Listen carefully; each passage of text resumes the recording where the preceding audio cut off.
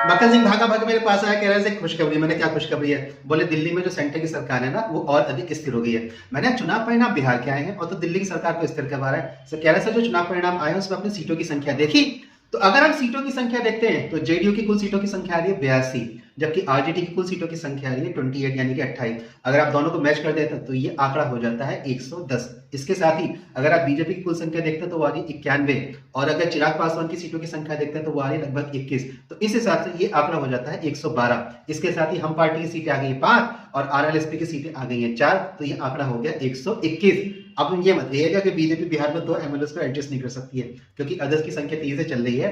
तो सरकार बनाना बीजेपी के लिए कोई बड़ी बात नहीं है। तो इस हिसाब से जब नीतीश कुमार मुख्यमंत्री बनेंगे और जहां पे मंत्रिपरिषद में 50% से अधिक मंत्रियों की संख्या बीजेपी की होने वाली है, और अब पलटू राम जी के पास पलटने का भी अवसर नहीं है, यानी कि 20 साल के बाद अगले 5 साल में पहली बार नीतीश बिहार में एक निर्भरता की सरकार चलाएंगे। निर्भरता की सरकार इसलिए कि अब उनके पास पलटने का अवसर नहीं है, और ये बात बीजेपी बहुत अच्छी तरीके से जानती है। तो अगले 5 साल भले ही नीतीश कुमार मुख्यमंत्री होंगे, लेकिन सरकार बीजेपी की चलेगी। इसलिए बिहार के वासियों से मेरा अनुरोध है कि अगले 5 साल अब बीजेपी को एनालिसिस करिए, और उसके बाद आपकी इच्छा हो तो उसको अगला मुख्यमंत्री बीजेपी का दीजिए, अन्यथा नहीं। चैनल को सब्सक्राइब कर लीजिएगा, वीडियोस को लाइक कर लीजिएगा, और हाँ, आप मेरी वेबसाइट पर जाकर यूपीएससी के नोट्स हिंदी इंग्लिश दोनों में कॉपी पेस्ट करके अपने पास सेव कर सकते हैं। Thank you.